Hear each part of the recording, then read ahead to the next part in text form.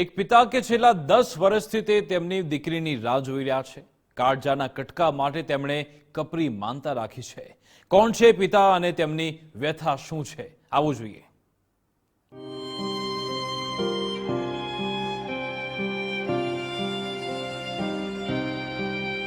ગુમ થયેલ છે જલ્દી ત્રિવેદી।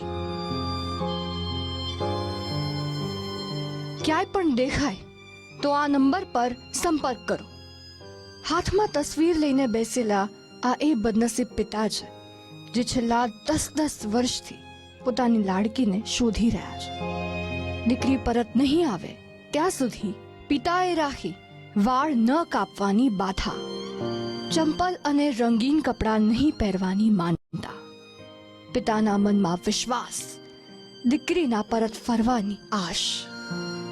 હું જેની ઉપાસના કરું છું મા બહુચર અને સદાશિવ, એના તરફથી સ્પષ્ટ મને નાનો સંકેત જે હજી સુધી સફળ નથી થયો।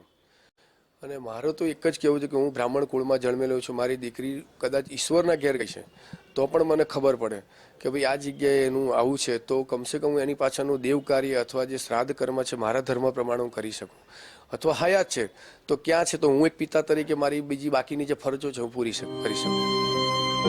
ગીતા મંદિર નજીક આવેલા બહુચર માતાજીના મંદિર ખાતે હરેશભાઈ ત્રિવેદી માતાજીની સેવા કરે છે।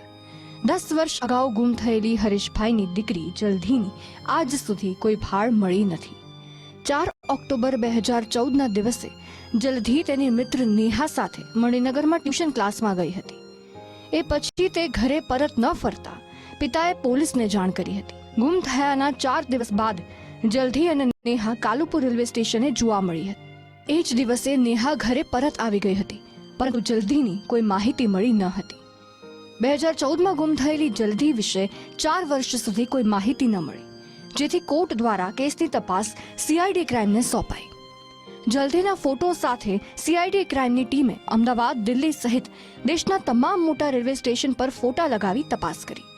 તેમ છતાં જલ્દી ન મળતા કેસ સીબીઆઈને સોંપવામાં આવ્યો। જ્યારે 8-10 સવારે 1:20 એ લોકો કાલુપુર રેલવે સ્ટેશન ઉતર્યા અને છતાં પણ એ લોકો ઉતર્યા પછી કોઈ ભાળ પોલીસે ના આપી, પણ સવારે 5:20 નેહાની મમ્મી એટલે કે સોનલ ભીમસિંહ કુશવાનો મારી પર ફોન આવ્યો લેન્ડલાઇન ઉપર અમારા કે જલ્દી આવી ગઈ છે। એટલે અમે કીધું નથી આવી, કે નેહા આવી ગઈ છે। એટલે તરત જ અમારા ભાઈ પોલીસ સ્ટેશન ગયા। અમે બધા ઘરના બીજા સભ્યો એસટી બસ સ્ટેન્ડ છે, કાલુપુર રેલવે સ્ટેશન છે, મણિનગર રેલવે સ્ટેશન છે, શોધખોળ કરી, પણ આજ સુધી જલ્દીની કોઈ પણ ભાળ મળી નથી।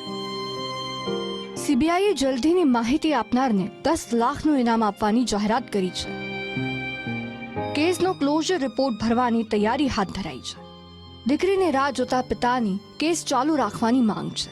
ત્યારે સવાલ એ છે કે દાયકાથી દીકરીની રાહ જોતા પિતાનો ઇંતજાર ક્યારે પૂરો થશે? પ્રદીપ કચિયા, ગુજરાત ફર્સ્ટ, અમદાવાદ।